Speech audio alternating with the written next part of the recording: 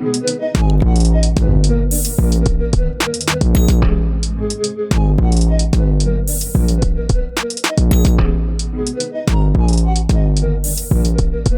The debate में आपका स्वागत है। आज हम एक ऐसी शख्सियत के जीवन और कार्यों पर विचार कर रहे हैं जिनका प्रभाव कई दशकों और कई क्षेत्रों में फैला है।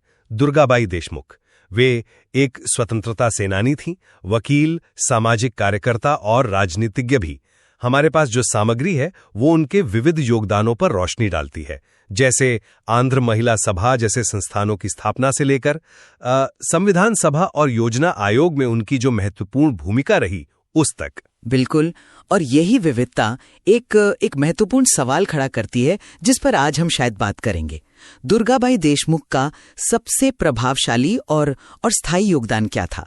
क्या वो जमीनी स्तर पर सामाजिक सुधार और महिला मुक्ति के लिए उनका वो अथक प्रत्यक्ष काम था जिसने सीधे तौर पर जिंदगियों को बदला, या फिर स्वतंत्र भारत की नीतियों और संस्थाओं को आकार देने में उनकी भूमिका, जिसने महिलाओं के कल्याण और शिक्षा के लिए एक व्यापक राष्ट्रीय ढांचा तैयार किया?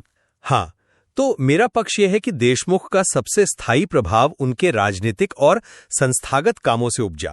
मतलब राष्ट्रीय स्तर पर नीति निर्माण और संस्था निर्माण में उनकी जो भागीदारी थी, उसने ही उन व्यापक व्यवस्थागत परिवर्तनों को संभव बनाया जिनका असर हम आज भी महसूस करते हैं। मैं इस पर विस्तार से बात करूंगा। और मेरा तर्क इसके थोड़ा विपरीत है।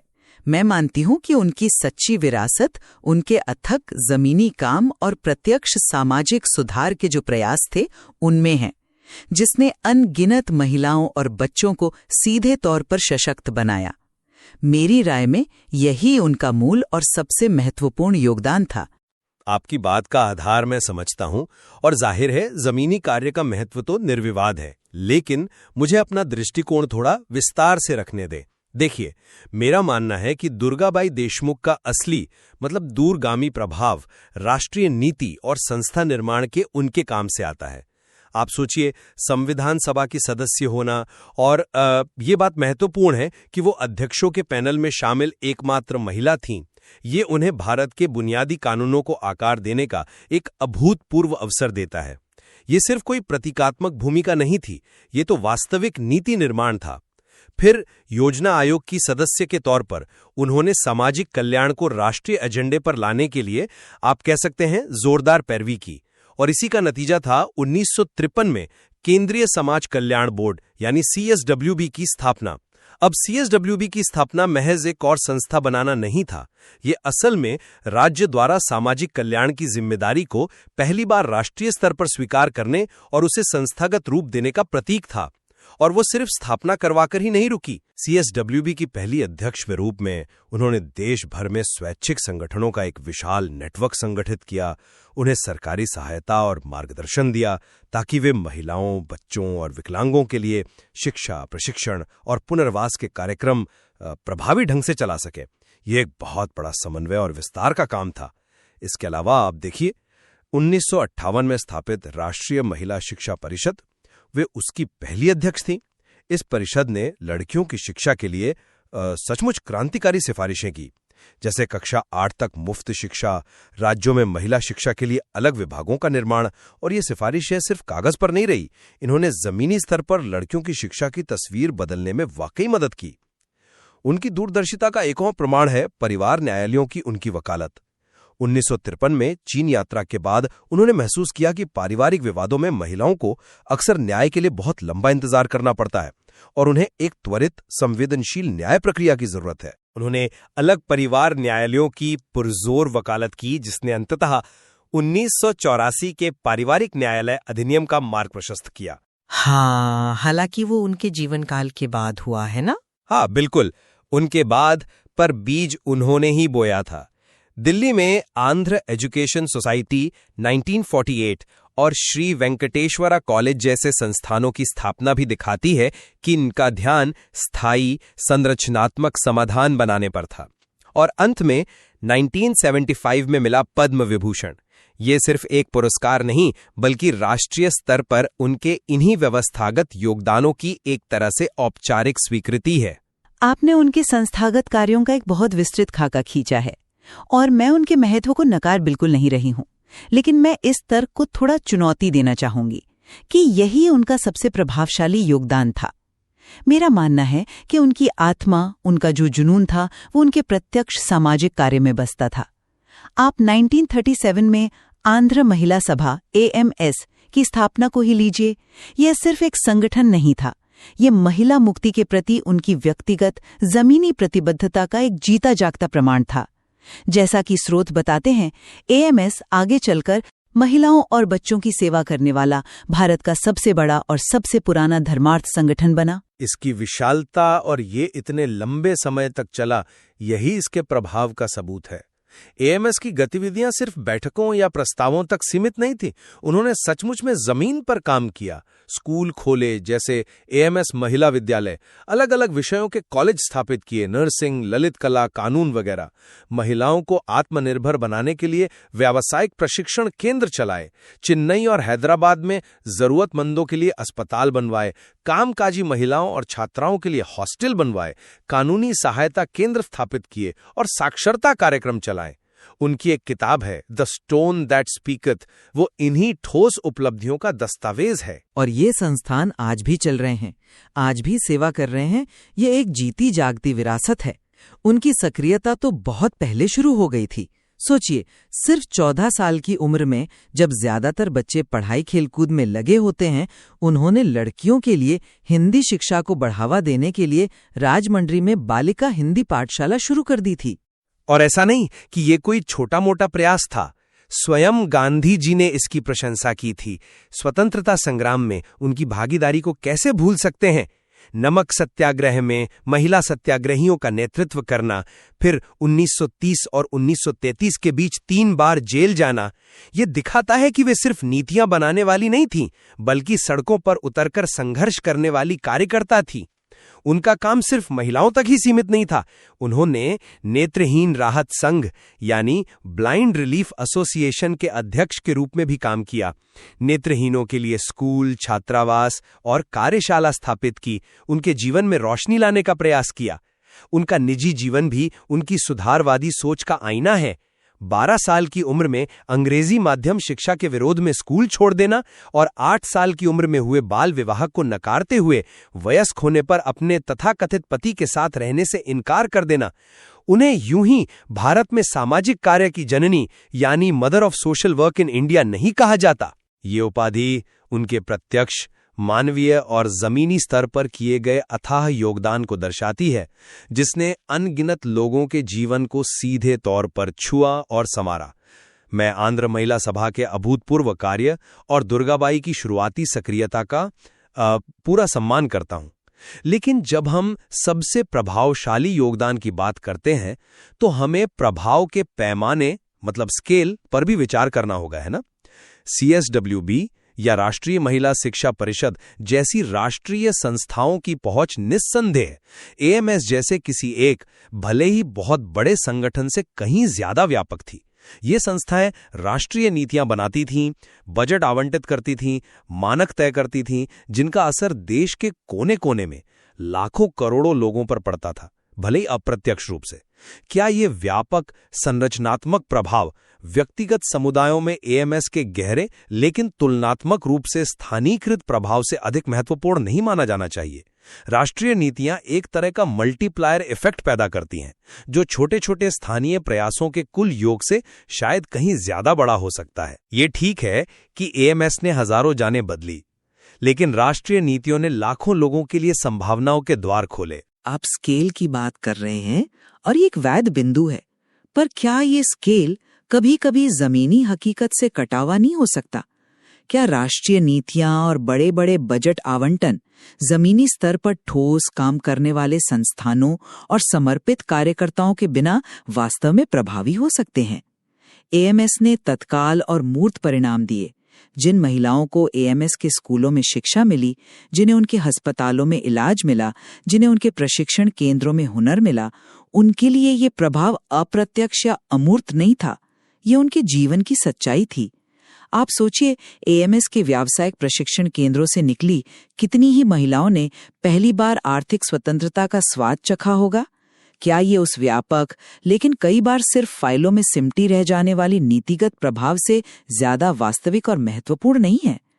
राष्ट्रीय नीति अपनी जगह महत्वपूर्ण है, पर एक जरूरतमंद महिला को तत्काल मदद चाहिए होती है। शिक्षा, स्वास्थ्य या आश्रय चाहिए होता है, जो एएमएस जैसे संस्थान प्रदान कर रहे थे। तो शायद ये जमीनी संस्थान ही उन राष्ट्रीय नीतियों को लागू करने का असली माध्यम थे। मतलब बिना नींव की इमारत कैसे खड़ी हो सकती है? इमारत भी खड़ी की, लेकिन उनका ध्यान आप देखें तो स्पष्ट रूप से व्यवस्थागत परिवर्तन पर ज्यादा था। संविधान सभा में कानूनों को आकार देना, CSWB और शिक्षा परिषद के जरिए राष्ट्रीय नीतियां बनाना, परिवार न्यायालयों जैसी कानूनी संरचनाओं की वकालत करना, ये सब दीर्घकालिक संरचनात्मक बदलाव लाने वाले कदम थे। ये केवल तात्कालिक समस्याओं का समाधान नहीं थे, बल्कि भविष्य के लिए एक ऐसी व्यवस्था बनाने का प्रयास थे जहां ये समस्याएं कम हों या शायद उत्पन्न ही ना हों। ये एक तरह से इलाज के बजाय रोकथाम पर ज्यादा जोर देने जैसा था। उनका लक्ष्य सिर्फ कुछ हजार महिलाओं की मदद करना नहीं था, बल्कि लाखों महिलाओं के लिए एक न्यायपूर्ण और समान व्यवस्था का निर्माण करना था। क्या यह दृष्टि ज्यादा दूरगामी नहीं है? दृष्टि निश्चित रूप से दूरगामी थी, मैं इससे बिल्कुल इनकार नहीं करती। लेकिन मेरा तर्क ये है कि उनका काम मुख्य रूप से व्यक्तिगत सशक्तिकरण पर केंद्रित था, जो कि किसी भी व्यवस्थागत परिवर्तन का लाभ उठाने के लिए पहली शर्त है। बालिका हिंदी पाठशाला से लेकर एएमएस के स्कूलों और कॉलेजों तक उनका जोर शिक्षा के माध्यम से ज्ञान और चेतना जगाने पर था। व्यावसायिक प्रशिक्षण केंद्रों का उद्देश्य कौशल विकास था, ताकि महिलाएं आर्थिक रूप से आत्मनिर्भर बन सकें। एएमएस के अस्पताल स्वास्थ्य सुरक्षा प्रदान कर रहे थे। नेत्रहीन राहत संघ जैसे प्रयास सीधे तौर पर वंचितों को समर्थन दे रहे थे। ये सब व्यक्ति को, खासकर महिलाओं को, तत्काल अपनी परिस्थितियों को बदलने की क्षमता और आत्मविश्वास देते थे। व्यवस्था बदल सकती है, कानून बन सकते हैं, लेकिन जब तक व्यक्ति स्वयं शिक्षित, स्वस्थ और सशक्त नहीं होगा, वो उन बदलावों का लाभ कैसे उठाएगा? उनका जमीनी काम असल में लोगों को उस व्यवस्थागत बदलाव के लिए तैयार कर रहा था, उन्हें उसका भागीदार बना रहा था। आप कह सकते हैं कि उनका संस्थागत काम अगर हार्डवेयर था, तो उनका जमीनी काम उस हार्डवेयर को चलाने वाला सॉफ्टवेयर और उसे इस्तेमाल करने वाले यूजर तैयार कर रहा था। तो आप कह रही हैं कि उनकी प्रेरणा मूल रूप से सामाजिक थी, राजनीतिक नहीं। लेकिन क्या हम उनके कार्यों के समय क्रम को देखें तो ये पूरी तरह सच है। स्वतंत्रता के बाद जब नए राष्ट्र का निर्माण हो रहा था, उन्होंने सक्रिय रूप से राष्ट्रीय भूमिकाएं चुनी। संविधान सभा, योजना आयोग, क्या ये इस बात का संकेत नहीं देता कि उनकी प्रेरणा अब मुख्य रूप से राजनीतिक हो चली थी? मतलब स्वतंत्र भारत के संस्थानों को आकार देने की दृष्टि, महिलाओं के लिए कानूनों और नीतियों में बराबरी का स्थान सुनिश्चित करने का लक्ष्य, वे शायद समझती थीं कि स्थायी और व्यापक परिवर्तन के लिए सत्ता के गलियारों में नीति निर्माण के स्तर पर काम करना अनिवार्य है। हो सकता है उनकी शुरुआती प्रेरणा सामाजिक रही हो, लेकिन क्या परिपक्व दुर्गाबाई की मुख्य प्रेरणा राजनीतिक नहीं बन गई थी? यहाँ मेरा मत थोड़ा अलग है। मैं राजनीतिक और सामाजिक प्रेरणा को इतना साफ साफ अलग करने में थोड़ा संकोच करूंगी, खासकर दुर्गाबाई जैसी शख्सियत के लिए। लेकिन अगर जोर देने की बात है तो मैं कहूंगी कि उनकी बुनियादी प्रेरणा हमेशा सामाजिक विवेक और अन्याय के प्रति गहरी संवेदनशीलता ही रही। उनके शुरुआती जीवन की घटनाओं को देखिए। 12 साल की उम्र में शिक्षा नीति का विरोध, 14 साल की उम्र में लड़कियों के लिए स्कूल खोलना, स्वतंत्रता संग्राम में कूद पड़ना, जेल जाना, एएम्स की स्थापना, ये सब उनकी गहरी सामाजिक प्रतिबद्धता को दिखाते हैं। और ये सब किसी भी राष्ट्रीय राजनीतिक पद पर आने से बहुत पहले की बातें हैं। हाँ, बाद में उन्होंने राजनीतिक मंचों का इस्तेमाल किया, लेकिन शायद इसलिए कि वे समझ गई थीं कि अपने सामाजिक लक्ष्यों को बड़े पैमाने पर हासिल करने के लिए ये मंच जरूरी हैं। तो उनकी राजनीतिक भूमिकाएं उनके सामाजिक मिशन का विस्तार थीं, न कि उसका विकल्प। उनकी प्रेरणा का मूल स्रोत मेरे विचार में हमेशा जमीन से जुड़ा रहा, लोगों की सेवा करने की भावना से प्रेरित रहा। यह एक रोचक व्याख्या है कि राजनीतिक भूमिकाएं सामाजिक लक्ष्यों का विस्तार थीं। चलिए अब थोड़ा विरासत की परिभाषा पर आते हैं। अगर हम उनकी विरासत को परिभाषित करना चाहें तो क्या राष्ट्रीय स्तर की भूमिकाएं जैसे योजना आयोग की सदस्य, CSWB की पहली अध्यक्ष और पद्म विभूषण जैसी औपचारिक मान्यताएं इसका सबसे सटीक पैमाना नहीं है? ये चीजें उनके राष्ट्रीय कद, उनके नीतिगत प्रभाव और राष्ट्र निर्माण में उनके योगदान को स्पष्ट रूप से दर्शाती हैं। ये ठोस आधिकारिक रिकॉर्ड हैं जो उनके स्थायी संरचनात्मक प्रभाव की गवाही देते हैं। औपचारिक मान्यताएं महत्वपूर्ण है, मैं मानती हूँ। पद्म विभूषण एक बहुत बड़ा सम्मान है, लेकिन क्या किसी व्यक्ति की असली विरासत सरकारी फाइलों या पुरस्कारों की सूची में कैद होती है? मेरे विचार में दुर्गाबाई की असली विरासत जमीनी स्तर पर उनकी प्रतिष्ठा में है। सामाजिक कार्य की जननी ये खिताब उन्हें किसी समिति ने नहीं दिया, ये उनके काम के प्रभाव से उपजा है, लोगों के दिलों से निकली हुई आवाज है। और आंध्र महिला सभा जैसे संस्थान जो आज भी उनके जाने के दशकों बाद भी फल फूल रहे हैं और हजारों लोगों की सेवा कर रहे हैं, क्या वे उनकी विरासत के सबसे जीवंत और सच्चे प्रमाण नहीं हैं? ये उस प्रत्यक्ष मानवीय प्रभाव को दर्शाता है जो उन्होंने अनगिनत जिंदगियों पर डाला। राष्ट्रीय भूमिकाएं इतिहास की किताबों में दर्ज हो सकती हैं, लेकिन जमीनी काम लोगों की जिंदगियों में दर्ज होता है। मेरे लिए यही सच्ची विरासत है। जैसा कि हमने इस विचार विमर्श में देखा, दुर्गाबाई देशमुख में निस्संदेह राष्ट्रीय नीतियों को आकार देने और केंद्रीय समाज कल्याण बोर्ड जैसे महत्वपूर्ण संस्थानों के निर्माण में एक निर्णायक भूमिका निभाई। संविधान सभा से लेकर योजना आयोग तक उनके प्रयासों ने स्वतंत्र भारत में महिलाओं की स्थिति को कानूनी और संस्थागत रूप से बेहतर बनाने के लिए एक स्थायी और महत्वपूर्ण ढांचा तैयार किया।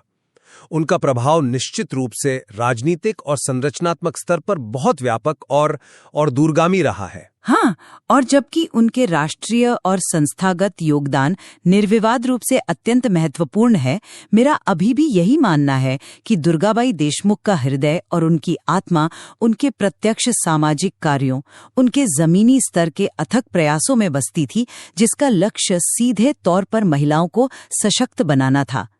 आंध्र महिला सभा की स्थायी और जीवंत विरासत और सामाजिक कार्य की जननी के रूप में उनकी पहचान इस बात का सबसे प्रबल प्रमाण है कि उनका असली सबसे गहरा प्रभाव लोगों के जीवन को सीधे तौर पर बदलने और संवारने में था। ये स्पष्ट है कि दुर्गाबाई देशमुख का जीवन और कार्य अत्यंत बहुआयामी था। उसमें सामाजिक सुधार की गहरी जड़ें भी थीं और प्रभावी राजनीतिक कार्रवाई की, आप कह सकते हैं, उड़ान भी। उनके योगदानों ने निस्संदेह कई स्तरों पर कई पीढ़ियों के लिए भारतीय समाज पर एक अमिट छाप छोड़ी है। ये शायद संभव नहीं या जरूरी भी नहीं कि उनके किसी एक योगदान को दूसरे से कमतर आंका जाए। बिल्कुल, ये चर्चा यही दर्शाती है कि उनके व्यापक प्रभाव का आकलन विभिन्न दृष्टिकोणों से किया जा सकता है और दोनों ही दृष्टिकोणों में सच्चाई के अंश हैं। उनकी विरासत की पूरी तस्वीर समझने के लिए उनके जमीनी काम की गहराई और उनके राष्ट्रीय स्तर के नीतिगत हस्तक्षेप की चौड़ाई दोनों पर समान रूप से विचार करना महत्वपूर्ण है।